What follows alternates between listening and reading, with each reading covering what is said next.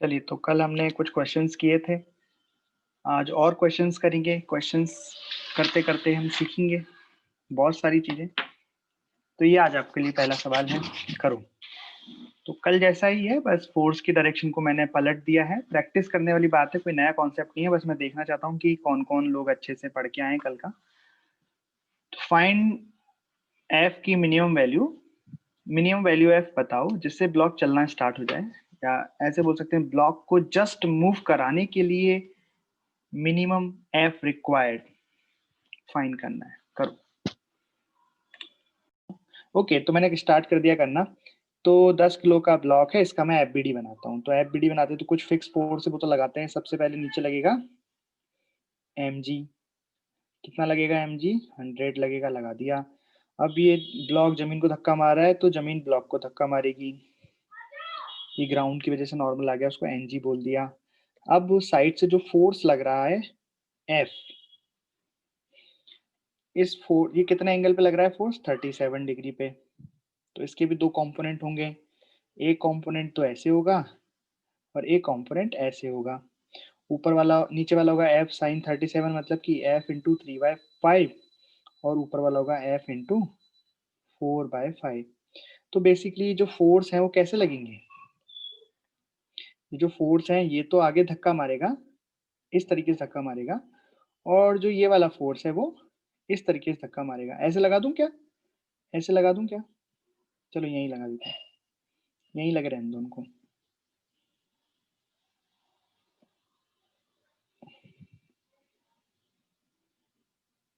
चलो,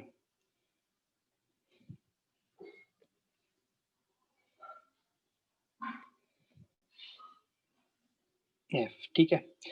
अब कौन से और फोर्स लगेंगे? देखो, इधर की साइड से ये वाला फोर्स चलाएगा इसको, मतलब ये ब्लॉक इधर की साइड चलने की टेंडेंसी है इसकी, लेफ्ट में चलने की टेंडेंसी है इसकी। तो ऑब्वियस है ही किधर लगेगा हमारा फ्रिक्शन, किधर लगेगा इसमें? फ्रिक्शन चलने की टेंडेंसी के अपोजिट डायरेक्शन में लगेगा, ये लगेगा फ्रिक्शन। इस तरीके से लग गए सारे फोर्सेस, कि अभी कोई बचा है? लग गए सारे फोर्सेस, ठीक है। तो अब हमें इसे चलाना है। तो जैसा पिछले में किया था कि चलाने वाला, अगर इस ब्लॉक को आप चलाना चाहते हो, ब्लॉक आप चाहते हो कि ब्लॉक चले, तो उसके लिए क्या होना चाहिए कि जो फ्रिक्शन की मैक्सिमम वैल्यू है वो कम होनी चाहिए। किससे? जो फोर्स चलाना चाहता है। यहाँ कौन सा फोर्स चलाना चाहता है? F into 4/5। ये फोर्स यहाँ पे चलाना चाहता है, ये फोर्स इसको इधर धक्का दे रहा है, ब्लॉक को ये चलाना चाहता है। तो ये वाला कौन सा फोर्स हो गया? ये हो गया चलाने वाला फोर्स। और फ्रिक्शन मैक्सिमम कौन सा हो गया? बचाने वाला फोर्स हो गया। तो चलाने वाला फोर्स बचाने वाले से ज्यादा होना चाहिए, ये बचाने वाला और ये चलाने वाला फोर्स। तो हम ब्लॉक को चलाना चाहते हैं तो चलाने वाला फोर्स ऑब्वियस से ज्यादा होना चाहिए। अब बचाने वाला फोर्स हम अभी इक्वेशन में वैल्यू रखते हैं, उससे पहले मैं क्या करता हूँ, उससे पहले हम ये नॉर्मल निकाल लेते हैं कि इस सवाल में नॉर्मल कितना लग रहा है। तो नॉर्मल कितना लग रहा है देखो भाई, तो हमने एफबीडी बनाई रखा है। नीचे कौन कौन से फोर्स लग रहे हैं? नीचे लग रहा है mg और नीचे लग रहा है एफ 3/5। तो लिखूंगा mg प्लस एफ 3/5 बराबर ऊपर कौन सा लग रहा है? ग्राउंड, नॉर्मल के द्वारा। तो ये आ गया 100 प्लस 3f/5, ये आ गया आपका नॉर्मल। चलिए देखते हैं, जरूरत पड़ेगी पड़ेगी हमें पता है, क्योंकि हम जब फ्रिक्शन मैक्सिमम लिखेंगे तो फ्रिक्शन मैक्सिमम कितना होता है? फ्रिक्शन मैक्सिमम होता है म्यू एस, ना कि म्यू के। Mu S into normal should be less than और इक्वल टू 4f/5। सॉल्व कर देंगे तो यहाँ से f की वैल्यू आ जाएगी। करो सॉल्व। तो आपका म्यू एस कितना है? 0.4 into 100 plus S bar 3f/5।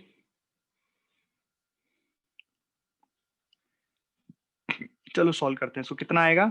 देखिए हमने इसको सॉल्व किया तो कितना आ गया? F should be greater than और इक्वल टू 500 डिवाइडेड बाय 7। तो एफ की मिनिमम वैल्यू किसके बराबर होनी चाहिए?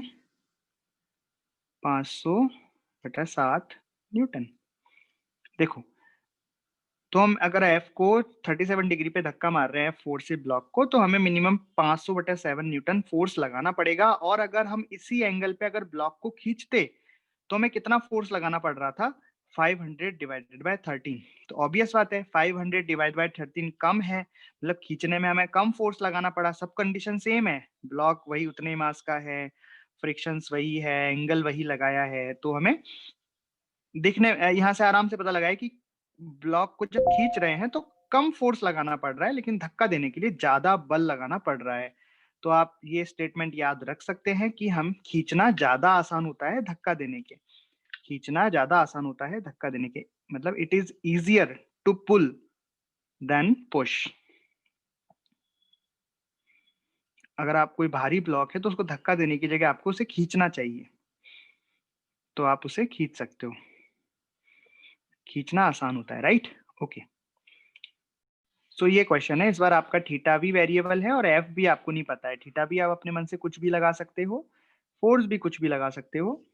आपको एफ की मिनिमम वैल्यू बतानी है, इसको जस्ट मूव करने के लिए, और थीटा भी बताना है। यहाँ पे केवल एक ही म्यू दे रखा है आपको, ठीक है? सो ये सवाल बहुत अच्छा सवाल है, it is very good question star, बहुत बढ़िया सवाल है। चलो करो,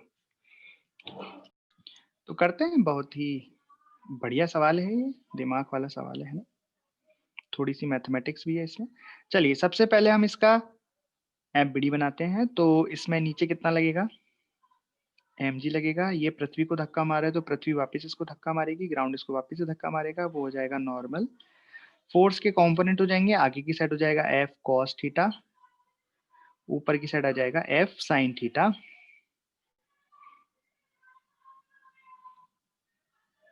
ठीक है, इस तरीके से इसका एफबीडी ये बन जाएगा।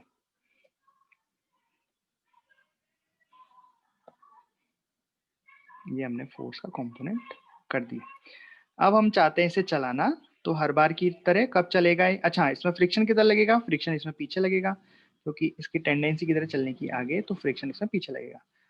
तो जो फ्रिक्शन की मैक्सिमम वैल्यू है शुड बी लेस देन और इक्वल टू चलाने वाला फोर्स। यहाँ पे चलाने वाला फोर्स कितना है? F cos theta.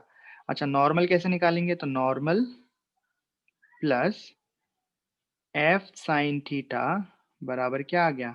mg। आप देखोगे वर्टिकल डायरेक्शन में दो ऊपर लग रहे हैं, एक नीचे लग रहा है, तो यहाँ से नॉर्मल ग्राउंड कितना आ गया? mg minus F sine theta. तो फ्रिक्शन मैक्सिमम कितना हो जाएगा? Mu into N, mu into N, N कितना हो जाएगा? mg minus F sine theta should be less than equal to F cos theta. यहाँ से आप सॉल्व करके एफ निकालो, कितना आ रहा है देखो, mu M G minus mu F sine theta F cos theta. ये वाली टर्म इधर आ जाएगी तो ये बन जाएगा mu M g, F common निकाल लूंगा तो ये बन जाएगा cos theta plus mu sine theta. तो F should be greater than और equal to mu M g divided by cos theta plus mu sine theta.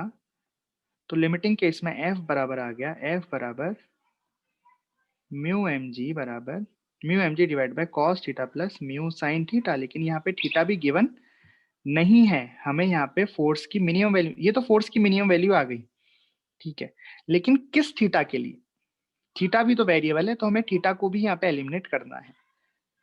तो बेसिकली ये फोर्स की वैल्यू आ गई कि फोर्स इससे बड़ा होना चाहिए, लेकिन यहाँ पे थीटा भी क्या है? वेरिएबल है। तो यहाँ पे हमें इसकी मिनिमम वैल्यू और मिनिमम वैल्यू निकालनी है ना, कि एफ की मिनिमम से वैल्यू कितनी हो सकती है।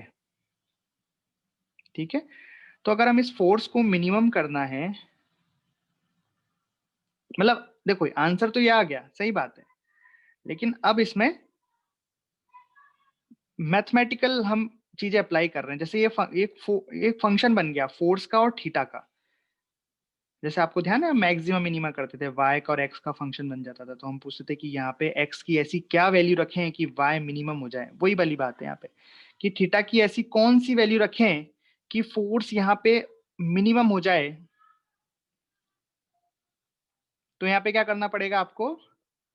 df अपॉन डी थीटा बराबर 0। यहाँ पे आपको क्या करना पड़ेगा? फोर्स को थीटा के रिस्पेक्ट में डिफरेंशिएट करके 0 करना पड़ेगा। उससे आपको थीटा की वैल्यू मिलेगी, कुछ वैल्यू मिलेगी, जो भी वैल्यू मिलेगी उस थीटा की वैल्यू को आप यहाँ रखोगे तो इस फंक्शन का मिनिमम मान आपको मिलेगा। बात समझ में आई? पिछले वाले सवाल में तो थीटा कांस्टेंट था तो आंसर आ गया ऐसे, ठीक है। इस वाले में तो थीटा भी तो वेरिएबल है, तो क्या मानो ये फोर्स आ गया, सही है, एकदम सही फोर्स आया है लेकिन यहाँ पे थीटा भी तो वेरिएबल है, तो हम इस फंक्शन में भी थीटा की ऐसी क्या वैल्यू रखें कि फोर्स छोटे से छोटा है, इस फंक्शन की मिनिमम वैल्यू है। याद है ना, मैक्सिमम मिनिमा पढ़ा था बेसिक मैथमेटिक्स में, देख लेना लेक्चर अगर नहीं भूल गए हो तो, है ना। तो यहाँ पे y और x का फंक्शन हुआ करता था तो हम क्या करते थे, dy बाय dx करके 0 करते थे तो x की वैल्यू निकलती थी। उस x पे y या तो मैक्सिमम होता था या मिनिमम हो सकता है, फिर डबल डिफरेंशिएट करके चेक करते थे। खैर, तो करो यहाँ पे जल्दी से कितना आ रहा है। तो बच्चों यहाँ पे जब f का डिफरेंशिएशन आप थीटा के रिस्पेक्ट में करोगे और उसको 0 रखोगे तो यहाँ से आपको निकल के आएगा म्यू बराबर tan थीटा। मतलब थीटा की वैल्यू आपको कितनी निकल के आएगी, tan इनवर्स म्यू, म्यू बराबर tan थीटा आपको निकल के आएगा, ठीक है। अब जब आप इस वैल्यू को इस फोर्स में रखोगे तो ये फोर्स कितना आएगा बताओ। जैसे tan थीटा आपके पास म्यू आ गया तो आप cos थीटा भी निकाल सकते हो और उससे sin थीटा भी निकाल सकते हो। और आपके पास tan थीटा म्यू है तो sin थीटा कितना आ जाएगा और cos थीटा कितना आ जाएगा, चलो बताओ जल्दी से। तो अगर tan थीटा बराबर म्यू आ गया तो यहाँ से sin थीटा कितना आ जाएगा, mu upon under root 1 plus mu square, और cos थीटा कितना आ जाएगा 1 upon under root 1 plus mu square. कैसे आया, ये होता है परपेंडिकुलर अपॉन बेस तो ये परपेंडिकुलर अपॉन हाइपोटेनियस, तो sin थीटा हो गया, हाइपोटेनियस कितना हो गया 1 का स्क्वायर प्लस म्यू का स्क्वायर का अंडर रूट। इस तरीके से अब आप sin थीटा की वैल्यू, सॉरी sin थीटा की वैल्यू और cos थीटा की वैल्यू जब इसमें रखोगे तो f मिनिमम की वैल्यू आएगी। तो देखो मैंने क्या किया, sin थीटा और cos थीटा की वैल्यू को फंक्शन में रखा, sin थीटा और cos थीटा की वैल्यू को, जब cos थीटा की वैल्यू रखा तो यहाँ गया 1 upon under root 1 plus mu square, और sin थीटा की रखा तो एक म्यू पहले से था और sin थीटा की वैल्यू हो गई mu upon under root 1 plus mu square. Under root 1 plus mu square को एलसीएम लिया क्योंकि दोनों सेम है, तो ऊपर क्या आ गया 1 प्लस म्यू स्क्वायर। अब ऊपर कितना है 1 प्लस म्यू स्क्वायर, अंदर नीचे कितना है under root of 1 plus mu square, इससे कटा तो कितना बच गया ऊपर under root 1 plus mu square. इस तरीके से तो ये फोर्स की वैल्यू आ गई और ये थीटा की वैल्यू आ गई, ये आंसर आ गया आपके। तो मिनिमम फोर्स इतना आ गया कि इतना फोर्स आपको लगाना पड़ेगा, कितने एंगल पे, इस वाले एंगल पे लगाना पड़ेगा, तो ब्लॉक आपका खिसक जाएगा। कितने एंगल पे लगाना पड़ रहा है force, tan inverse mu angle पर आपको फोर्स लगाना पड़ेगा। और कितना फोर्स लगाना पड़ेगा, फोर्स होगा mu M G upon under root of 1 plus mu square, ठीक है। कोई दिक्कत, ये क्वेश्चन है, एक ब्लॉक है, मास m है, फोर्स लग रहा है, force as a function of time, मतलब फोर्स जो है टाइम के साथ धीरे धीरे बढ़ता जा रहा है, बढ़ता जा रहा है, बढ़ता जा रहा है, 0 से बढ़ रहा है ना। तो आपको एक ग्राफ ड्रॉ करना है टेंशन और फोर्स के बीच में, करिए। देखिए इसमें बहुत कुछ समझने की चीजें, देखना ध्यान से। तो अगर मैं एफबीडी बनाऊं इसका, देखो मैं एफबीडी बना रहा हूँ, मास m है, आगे की साइड फोर्स F लग रहा है जो कि समय के साथ धीरे धीरे बढ़ रहा है। पीछे क्या लगेगा, पीछे लगेगी टेंशन और पीछे लगेगा फ्रिक्शन फोर्स, क्योंकि इसको F आगे खींच रहा है, आगे की चलने की टेंडेंसी है इसकी, तो पीछे लगेगा फ्रिक्शन फोर्स। और फ्रिक्शन फोर्स भी वेरिएबल होता है, राइट। फ्रिक्शन फोर्स की maximum value mu into N होगी, friction force mu into N नहीं होगा, फ्रिक्शन फोर्स की मैक्सिमम वैल्यू होगी म्यू इंटू एन। अब ध्यान, अच्छा ब्लॉक चल तो सकता नहीं है, क्यों, क्योंकि रस्सी से बंधा हुआ है। अब देखना क्या होगा, ध्यान से सोचना, जब मैंने पहले इस ब्लॉक को खींचना स्टार्ट किया, फोर्स जब धीरे धीरे बढ़ रहा है, राइट, तो क्या होगा, ये जो फ्रिक्शन फोर्स है ये भी 0 से धीरे धीरे बढ़ेगा, बढ़ेगा, बढ़ेगा, बढ़ेगा, बढ़ेगा, राइट। जैसे जैसे ये फोर्स बढ़ेगा वैसे वैसे फ्रिक्शन बढ़ेगा, जैसे जैसे फोर्स बढ़ेगा वैसे वैसे फ्रिक्शन बढ़ेगा, जैसे जैसे फोर्स बढ़े, जैसे मैंने, जैसे हम अज्यूम कर लेते हैं, अज्यूम कि मान लो जो ये म्यू एन है इसकी वैल्यू आ रही है 30 न्यूटन। आप बोलोगे सर कैसे आ रही है, एम भी अननोन है, म्यू भी अननोन है ना, कैसे आ रही है 30 न्यूटन? अज्यूम किया है, अज्यूम माना है ऐसा कि मान लो 30 न्यूटन आ रही है। अरे बात समझ में आई? ये डाउट तो नहीं है ना आपका कि 30 न्यूटन कैसे आ रही है? अरे माना है, माना है, हाँ मान लो कि जो फ्रिक्शन की मैक्सिमम वैल्यू है वो 30 न्यूटन है। अब सोचो जरा कि ये जो आगे फोर्स लग रहा है इसको मैं धीरे धीरे बढ़ाता जा रहा हूँ। पहले 0 न्यूटन था, पहले नहीं लग रहा था, तो फ्रिक्शन कितना होगा? 0 होगा। फिर मैंने इस फोर्स को बढ़ा के 10 न्यूटन कर दिया, तो ये पीछे फ्रिक्शन फोर्स वो लग रहा है वो भी कितना हो जाएगा? 10 न्यूटन हो जाएगा। मतलब आगे जो भी फोर्स लग रहा है उसको ये फ्रिक्शन ही बैलेंस कर ले रहा है। अभी मैंने फोर्स को बढ़ा के 20 न्यूटन कर दिया, तो ये पीछे जो फ्रिक्शन लग रहा है वो भी 20 न्यूटन हो जाएगा।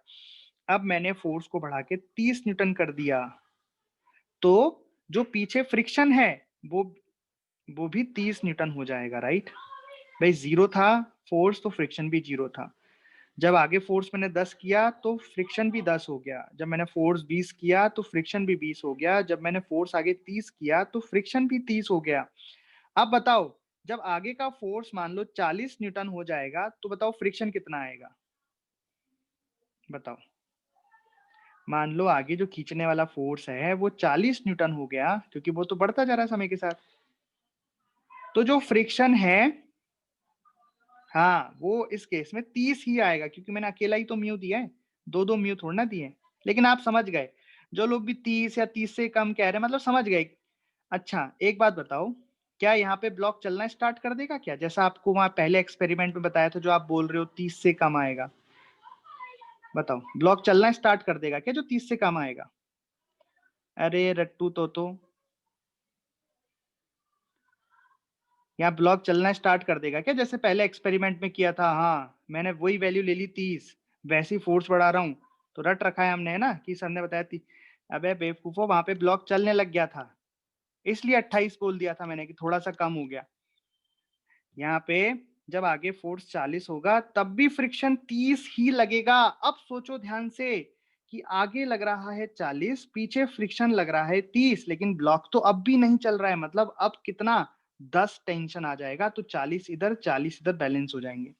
अब जैसे जैसे ये फोर्स 50 होगा तो फ्रिक्शन तो 30 ही रहेगा, अब ये टेंशन 20 हो जाएगा। फिर जब आगे वाला 60 होगा तो यहाँ टेंशन 30 हो जाएगा। अरे बात समझ में आई क्या? तो जब तक ये आगे वाला फोर्स 0 से लेके 30 था तब तक फ्रिक्शन 0 से लेके 30 था, लेकिन टेंशन कितना रहा था इस पूरे टाइम? 0, क्योंकि ये फ्रिक्शन ही बैलेंस कर ले रहा था इस फोर्स को। तो टेंशन तक तो बात पहुंच ही नहीं रही थी, राइट? रस्सी वहां पे टाइट हो ही नहीं रही थी, क्योंकि जितना फोर्स आगे लग रहा था उतना फोर्स तो ये जो फ्रिक्शन है वही बैलेंस कर ले रहा था। भाई ये ब्लॉक आगे चलने की कोशिश कर रहा है, लेकिन फ्रिक्शन ने इसको बैलेंस कर लिया। आगे चलने की कोशिश कर रहा है, फ्रिक्शन ने बैलेंस कर लिया।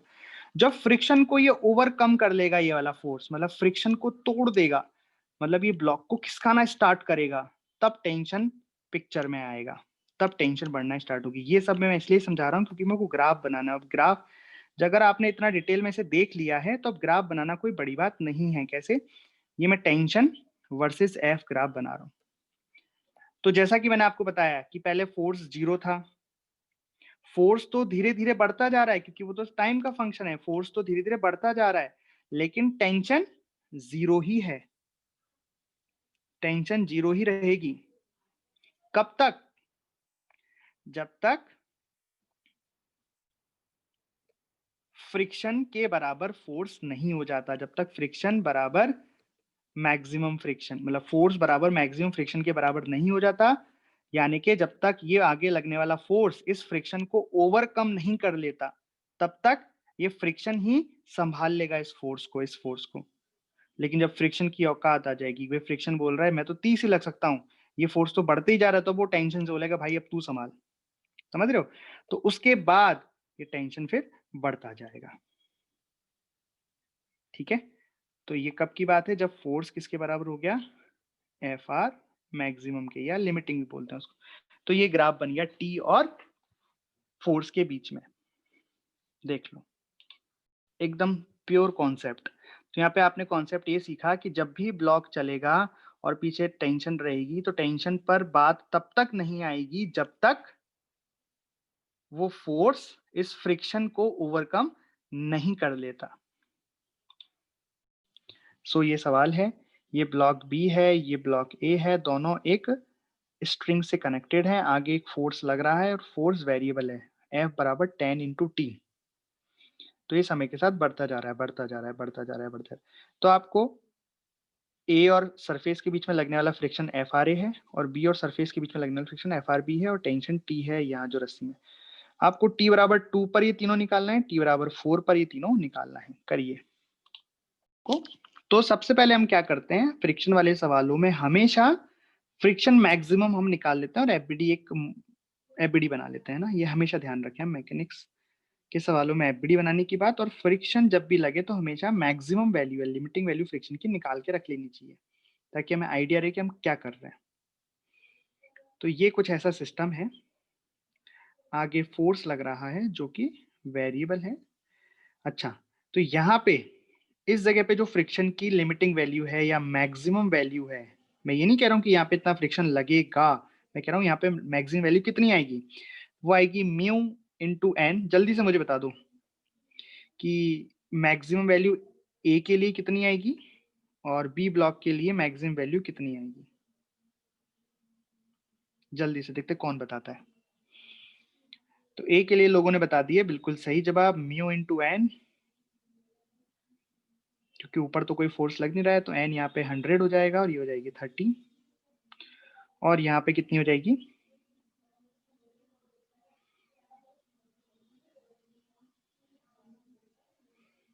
20। सही है,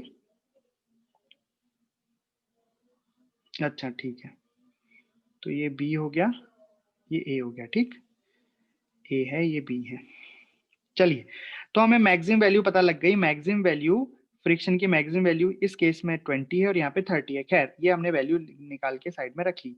अब हम करते हैं सवाल। तो सबसे पहले लेते हैं हम फर्स्ट केस। तो फर्स्ट केस है टी बराबर 2 सेकंड पे, ठीक है। टी बराबर 2 सेकंड पर कौन सा फोर्स कितना लगेगा देखते हैं।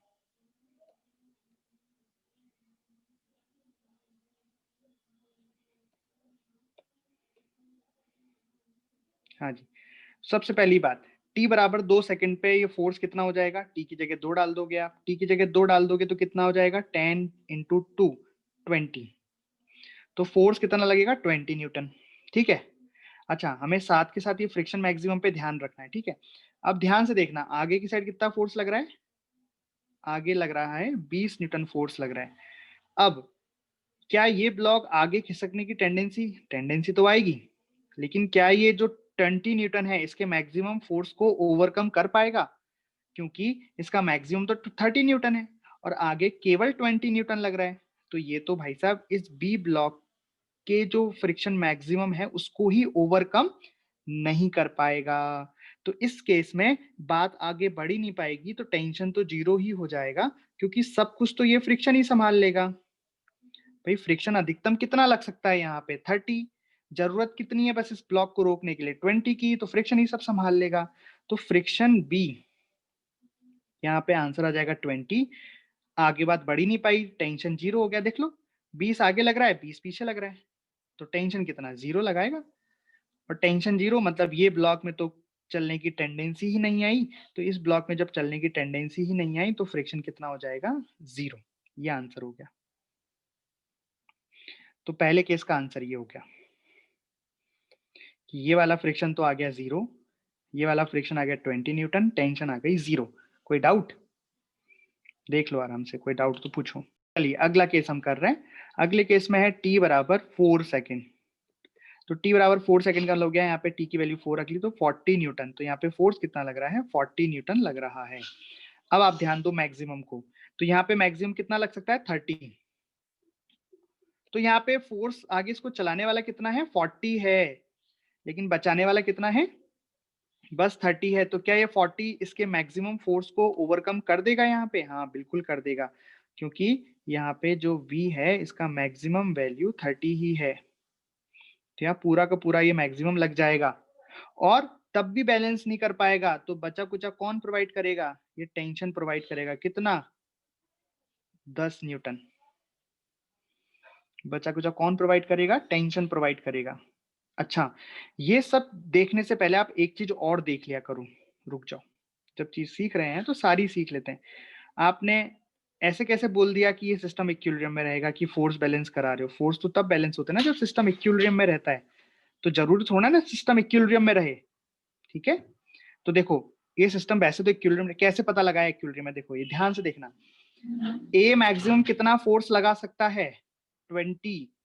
बी कितना लगा सकता है? 30। तो दोनों मिलके कितना अपोज कर सकते हैं?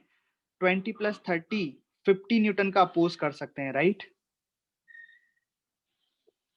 और आगे फोर्स कितना लग रहा है इसमें? केवल 40 ही लग रहा है। और दोनों मिलके कितना अपोज कर सकते हैं? अगर दोनों की मैक्सिमम वैल्यू लग जाए तो 50 तक अपोज कर सकते हैं। तो क्या ये सिस्टम चलेगा? चलने ही नहीं देगा, फ्रिक्शन है ना। अब हम कह सकते हैं कि जब एक्सेलरेशन 0 है, हमने पहले एक्सेलरेशन निकाल लिया कि ये तो चल ही नहीं रहा। अब हम कह सकते हैं कि अच्छा आगे 40 लग रहा है, तो यहाँ पे फ्रिक्शन की मैक्सिमम वैल्यू हो जाएगी 30, क्योंकि वो उसको ओवरकम कर लेगा। बचा कुचा कौन प्रोवाइड करेगा? टेंशन। कितना? 10 न्यूटन। यही टेंशन यहाँ पे लग जाएगी, टी 10। अब बताओ, पीछे वाले ब्लॉक को 10 से आगे खींचा जा रहा है, 10 न्यूटन से आगे खींचा जा रहा है, लेकिन पीछे वाला ब्लॉक तो कितनी कितना फ्रिक्शन मैक्सिमम प्रोवाइड कर सकता है? 20। तो क्या ये टेंशन का 10 न्यूटन से ओवरकम कर पाएगा? नहीं कर पाएगा। तो इसका मतलब यहाँ पे फ्रिक्शन कितना आ जाएगा? 10 न्यूटन आ जाएगा। तो आंसर क्या आ गया? यहाँ पे फ्रिक्शन हो गया 10, यहाँ पे फ्रिक्शन हो गया 30, और यहाँ टेंशन कितना हो गया? 10 न्यूटन। इस तरीके से दूसरा सवाल हो गया। चलो अब तीसरे का आंसर दो फटाक से। 6 पर थर्ड केस है t बराबर 6। तो अगर आप t बराबर 6 कर दोगे तो यहाँ पे फोर्स कितना लग जाएगा? 60 न्यूटन लगेगा। अब सोचना जरा, फोर्स आगे लग रहा है 60 न्यूटन, और ये जो ए ब्लॉक है ये लगा सकता है पीछे मैक्सिमम 20, और ये लगा सकता है पीछे मैक्सिमम 30। तो दोनों मिलके लगा सकते हैं 50। मतलब बचाने वाला फोर्स हो गया 50, लेकिन चलाने वाला फोर्स कितना हो गया? 60। तो ये सिस्टम तो चलेगा, यहाँ पे तो एक्सेलरेशन लगेगा। तो यहाँ पे तो हमें पहले एक्सेलरेशन निकालना पड़ेगा। तो एक्सेलरेशन कितना आ जाएगा? देखो एफ नेट बराबर एम ए। तो 60 आगे लग रहा है, 50 पीछे लग रहा है। पूरे को कंबाइंड सिस्टम मान लिया मैंने। कंबाइंड सिस्टम मान लिया तो टेंशन तो इंटरनल फोर्स हो गया, इसकी तो चर्चा ही नहीं करनी। आगे कितना लग रहा है? 60। पीछे कितना लग रहा है? 20 प्लस 30 50। मास कितना हो गया? 15 इंटू ए। तो कितना हो गया? ये 10 डिवाइडेड बाई 15 बराबर ए। मतलब 2/3 आ गया। ए बराबर आ गया 2/3 मीटर पर सेकेंड स्क्वायर। चलिए अब देखते हैं। तो जैसा कि यहाँ साफ साफ हमें दिखाई दे रहा है कि 60 न्यूटन आगे लग रहा है, तो फ्रिक्शन ए तो इसको पकड़ नहीं पाएगा। नहीं सॉरी, बी का फ्रिक्शन ये तो पूरा का पूरा लग जाएगा। अब टेंशन कितनी आएगी? देखो 60 आगे लग रहा है, तो 30 तो ये हो गए, तो बचा कुचा टेंशन में चला जाएगा। तो टेंशन कितनी हो जाएगी बताओ?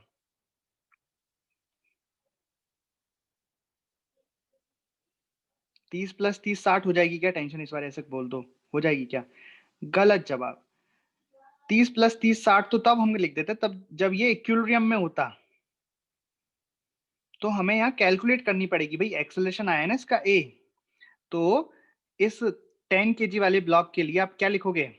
10 केजी वाले ब्लॉक के लिए देखो आगे लग रहा है 60, पीछे फ्रिक्शन लग रहा है 30, और टेंशन है टी, एक्सेलरेशन है आगे ए 2/3। तो आप इक्वेशन लिखनी पड़ेगी यहाँ। तो क्या 60 माइनस 30 माइनस टी बराबर मास हो गया 10 इंटू एक्सेलरेशन। आप बोलोगे सर हमेशा तो बैलेंस कर दे रहे थे। भैया हमेशा तो एक्सेलरेशन 0 था, इसलिए बैलेंस कर दे रहे थे कि 30 और 10 40, तो 40 इधर और 40 इधर। यहाँ पे 20 आगे 20 पीछे, तो टेंशन 0। यहाँ पे बैलेंस क्यों नहीं कर पा रहे? क्योंकि एक्सेलरेशन है। एक्सेलरेशन है तो थोड़ा बैलेंस करेंगे। तो यहाँ से आप इसको सॉल्व करोगे तो कितना आ रहा है? ये 60 30 माइनस 20/3 बराबर टी।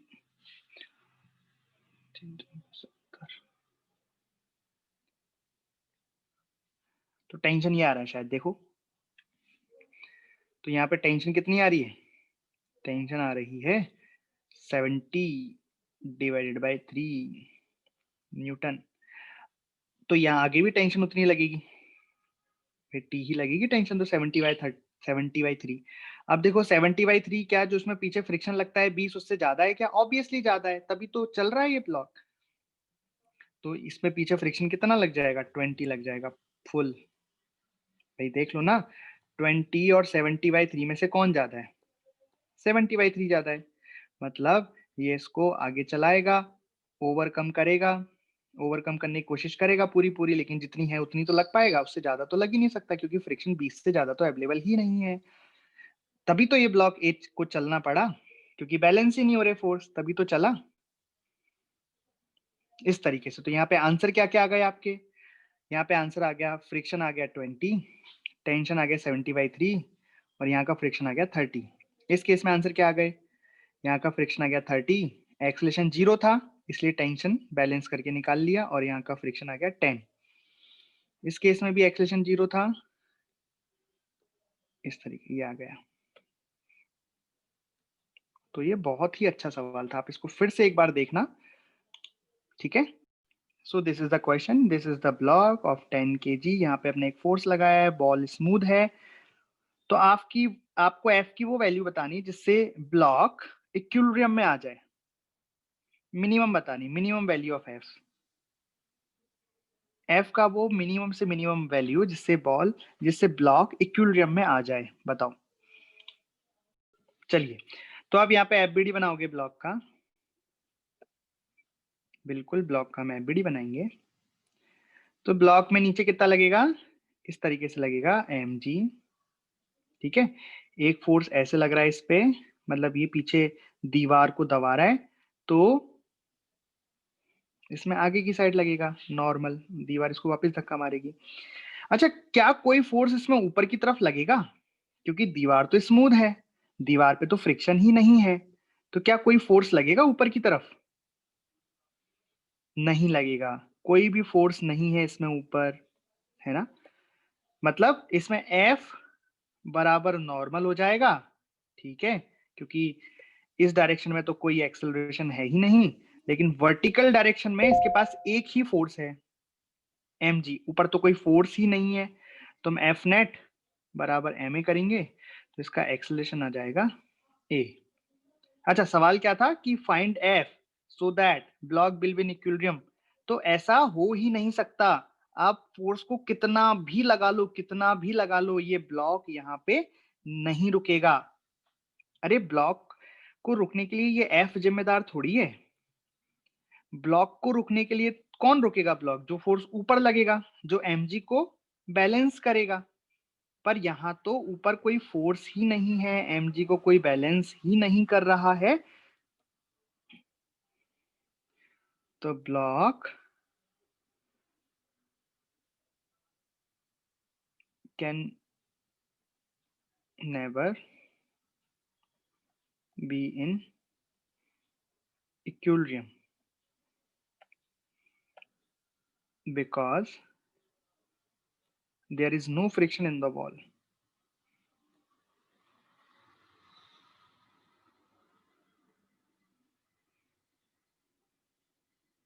भाई फ्रिक्शन होता, रफ सरफेस होती तो ऐसा होता? बताओ, ये बात समझ में आई कि नहीं आई? ये तो बस मैंने आपको ऐसे ही पूछा था। तो यहाँ पे कभी भी नहीं रुक सकता, कभी भी इक्विलिब्रियम में नहीं आ सकता, क्योंकि इक्विलिब्रियम ही नहीं है, मतलब फ्रिक्शन ही नहीं है, कौन रुकेगा। तो क्वेश्चन है, सेम एक ब्लॉक है, फोर्स F लगाया है, इस बार सरफेस रफ है, उसका म्यू के और म्यू एस दे रखा है। अब आपको फोर्स की मिनिमम वैल्यू बतानी है जिससे कि ब्लॉक इक्विलिब्रियम में रहे। करो, चलो देख लेते हैं।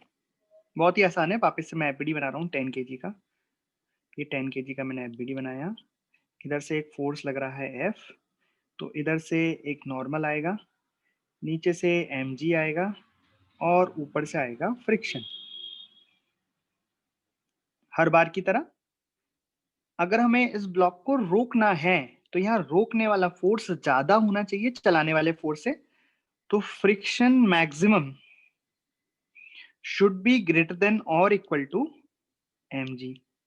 क्योंकि जैसा कि हमें पता है, यहाँ पे रोकने वाला फोर्स कौन है? बचाने वाला फोर्स, रोकने वाला फोर्स और उसको नीचे ले जाने वाला फोर्स कौन है, mg, तो चलाने वाला फोर्स। हम इसको रोकना चाहते हैं तो ऑब्वियस है रोकने वाला फोर्स ज्यादा होना चाहिए। अब जैसा कि हम जानते हैं फ्रिक्शन मैक्सिमम होता है mu S into N. Mu S है 0.4 और एन है एफ। ये हो गया फ्रिक्शन मैक्सिमम। अब वैल्यू रख दो फ्रिक्शन मैक्सिमम की। यहाँ पे मैं रखूंगा 0.4 into F should be greater than equal to M G. 10 है तो ये हो जाएगा 100। तो यहाँ से F should be greater than equal to 100 divided by 0.4। तो कितना आ गया ये, F should be greater than equal to 250 newton. तो एफ की मिनिमम वैल्यू कितनी आ गई, राइट, वेरी गुड। एक्सप्लेन कर देता हूँ। जैसे 10 केजी का ब्लॉक है, 200 न्यूटन फोर्स लग रहा है। इसका जो वॉल है इस पे जो कॉफिशिएंट ऑफ फ्रिक्शन है म्यू एस 0.4 है, म्यू के 0.3 है। अब आपको बताना है कि ये ब्लॉक अगर नीचे फिसला तो उसका एक्सेलरेशन क्या होगा और इस पर लगने वाला पीछे फ्रिक्शन कितना लगेगा। करो 2 मिनट में प्ले करते हैं। तो एफबीडी बनाते हैं इसका। तो इधर की साइड से 200 लग रहा है, इधर की साइड से एक नॉर्मल लगेगा, दीवार इसको धक्का मारेगी, नीचे की साइड इसका mg लगेगा 100 न्यूटन और ऊपर की साइड लगेगा फ्रिक्शन। अब फ्रिक्शन कितना लगेगा वो अभी हमें डिसाइड करना पड़ेगा। ठीक है, तो सबसे पहले मैं यहाँ निकाल लेता हूँ फ्रिक्शन मैक्सिमम की वैल्यू। ठीक है, क्योंकि जब भी आप फ्रिक्शन के सवाल करो तो फ्रिक्शन मैक्सिमम वगैरह ये सब निकाल लो ताकि हमें डिसीजन लेने में आसानी होती है कि ये ब्लॉक चलेगा कि नहीं चलेगा, राइट। तो यहाँ फ्रिक्शन मैक्सिमम होता है mu S into N. Mu S है 0.4 और एन है यहाँ पे, देखो यहाँ साफ साफ दिख रहा है, इस साइड इक्विलिब्रियम है, कोई किधर भी नहीं जा रहा है, इस डायरेक्शन में एक्सेलरेशन 0 है, एक्स डायरेक्शन में, क्योंकि दीवार है ना, दीवार तो खिसकेगी नहीं। तो नॉर्मल कितना हो जाएगा यहाँ 200। तो ये आ जाएगा 80 न्यूटन। तो आप देखोगे फ्रिक्शन मैक्सिमम की वैल्यू कितनी है, 80 न्यूटन। और नीचे जो चलाने वाला फोर्स है वो कितना है, 100 न्यूटन। तो मैं यहाँ लिख देता हूं कि फ्रिक्शन मैक्सिमम 80 न्यूटन है, लेकिन चलाने वाला फोर्स, जो इसको चलाना चाहता है, चलाने वाला फोर्स 100 न्यूटन है। तो ब्लॉक चलेगा, इसके पास एक्सेलरेशन होगा, ब्लॉक चलेगा। अच्छा अब बताओ, अगर ब्लॉक चलेगा, अगर ब्लॉक चलेगा तो फ्रिक्शन मैक्सिमम लगेगा कि काइनेटिक लगेगा, काइनेटिक लगेगा। तो हमें फ्रिक्शन काइनेटिक निकालना पड़ेगा क्योंकि ब्लॉक चल रहा है। तो कितना होता है म्यू के इंटू एन। तो म्यू के कितना है इस बार 0.3 और नॉर्मल कितना है 200। तो ये कितना आ गया 60।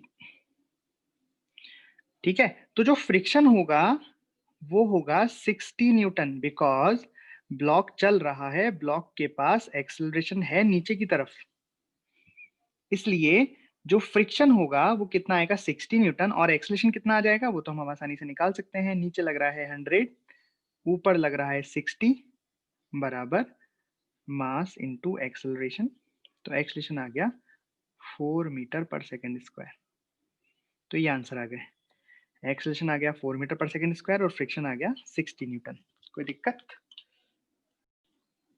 चलिए देखते हैं इसमें। तो इसका हमने एफबीडी बनाया, हमें इसमें क्या करना है, सेम क्वेश्चन है, एक्सेलरेशन और फ्रिक्शन निकालना है, बस इसमें मैंने फोर्स की जगह 300 कर दिया। यहाँ पे एफबीडी बनाया तो फोर्स कितना लग रहा है 300, नॉर्मल एन, ऊपर की साइड लगेगा फ्रिक्शन, अभी नहीं पता हमें कौन सा लगेगा, वो डिसाइड करेंगे, नीचे लगेगा 100 न्यूटन mg। ठीक है, अब मैंने सबसे पहले फ्रिक्शन मैक्सिमम की वैल्यू निकाली, म्यू एस इंटू नॉर्मल करके। म्यू एस यहाँ से डाला मैंने 0.4, नॉर्मल यहाँ से आ गया हमारा 300, तो देखा 120 न्यूटन। तो यहाँ पे तो ब्लॉक नहीं चलेगा,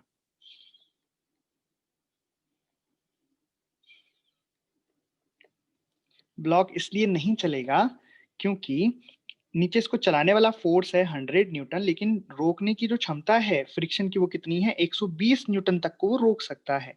तो एक्सेलरेशन यहाँ पे कितना आ गया 0। अब जो फ्रिक्शन पीछे लगेगा, जो फ्रिक्शन लग रहा है वो कितना लग रहा है स्टैटिक, और स्टैटिक फ्रिक्शन उतना ही लगता है जितनी जरूरत होती है। तो यहाँ पे लगेगा 100 न्यूटन। तो इस तरीके से एक्सेलरेशन आ गया 0 और फ्रिक्शन आ गया 100 न्यूटन, इस तरीके से। ठीक है, अच्छा सवाल है, ऐसे ही थोड़ा कॉन्सेप्चुअल सवाल है। आपको कांटेक्ट फोर्स की मैक्सिमम एवं मिनिमम वैल्यू बतानी, कितनी कितनी हो सकती है। जो F है वो चेंज हो सकता है, F can be greater than और इक्वल टू 0। जो फोर्स है यहाँ पे 0 या 0 से बड़ा कुछ भी हो सकता है। फोर्स 0 भी हो सकता है और 0 से बड़ा कुछ भी हो सकता है। ठीक है, करिए। हाँ जी, तो कांटेक्ट फोर्स होता है नॉर्मल एंड फ्रिक्शन का रिजल्टेंट। ठीक है, तो इसका एफबीडी अगर मैं बनाऊं तो नॉर्मल तो किधर लगेगा, जैसे फोर्स ये है एफ, ये कुछ भी हो सकता है। मान लो 0 से लेके बहुत ज्यादा है, मतलब ब्लॉक रुका भी रह सकता है और चल भी सकता है। ठीक है, तो नॉर्मल तो हमेशा ऊपर ही लगेगा और नॉर्मल की वैल्यू mg ही आएगी। ठीक है, mg नीचे लगेगा, तो n बराबर mg है ना। और पीछे की साइड लगेगा फ्रिक्शन। अब फ्रिक्शन धमाकेदार फोर्स होता है, फ्रिक्शन कुछ भी हो सकता है, फ्रिक्शन चेंज होता है, राइट। तो हमें यहाँ पे कांटेक्ट फोर्स की मैक्सिमम एवं मिनिमम वैल्यू निकालनी है। ठीक है, तो दो केस लेते हैं। अच्छा पहले बताओ, रिजल्ट कांटेक्ट फोर्स क्या होता है, resultant of normal force and the friction force. तो आर को मैं बोल रहा हूँ, कांटेक्ट फोर्स को आर से रिप्रेजेंट कर रहा हूँ, तो आर विल बी नॉर्मल का स्क्वायर प्लस फ्रिक्शन फोर्स का स्क्वायर, राइट। तो नॉर्मल तो क्या है mg, तो ये हो जाएगा mg का स्क्वायर प्लस फ्रिक्शन का स्क्वायर। ठीक है, अब ये जो फ्रिक्शन है ये धमाकेदार फोर्स है, ये कुछ भी हो सकता है, कितना भी हो सकता है, राइट। कितना भी हो सकता है, ये कितना का मतलब क्या भाई, इस ऐसा भी नहीं है कि कुछ भी हो सकता है, मतलब इसकी भी एक पॉसिबल वैल्यूज है कि जो फ्रिक्शन है, हम जानते हैं कि जो फ्रिक्शन है वो फ्रिक्शन मैक्सिमम से लेके 0 तक कुछ भी हो सकता है। Friction can be greater than और equal to 0 and less than और इक्वल टू फ्रिक्शन मैक्सिमम। बोलो ये बात सही है क्या। भाई फ्रिक्शन धमाकेदार फोर्स है, वो कुछ भी हो सकता है, लेकिन उसकी भी लिमिटेशंस हैं, उसके भी नियम हैं, उसके भी रूल्स हैं, राइट। कि फ्रिक्शन 0 से लेके फ्रिक्शन मैक्सिमम तक कुछ भी हो सकता है बस। तो ये जो फ्रिक्शन है यही डिसाइड करेगा कांटेक्ट फोर्स की मिनिमम एंड मैक्सिमम वैल्यू, कि जब फ्रिक्शन 0 होगा तो यहाँ 0 डल जाएगा, तो जो आर की मिनिमम वैल्यू आएगी वो mg ही आ जाएगी, मतलब नॉर्मल के बराबर आ जाएगी, राइट। और जब फ्रिक्शन मैक्सिमम होगा उस केस में आर की मैक्सिमम वैल्यू आएगी। चलिए मैं सॉल्व कर देता हूँ, इसे पूरा लिख देता हूँ कि व्हेन फोर्स बराबर 0, भाई जो आगे की साइड जो फोर्स लग रहा है ये 0 और 0 से बड़ा कुछ भी हो सकता है, तो फोर्स जब 0 होगा तो फ्रिक्शन भी कितना हो जाएगा, देन फ्रिक्शन विल बी 0, क्योंकि जब टेंडेंसी ही नहीं रहेगी तो फ्रिक्शन क्यों आएगा। उस केस में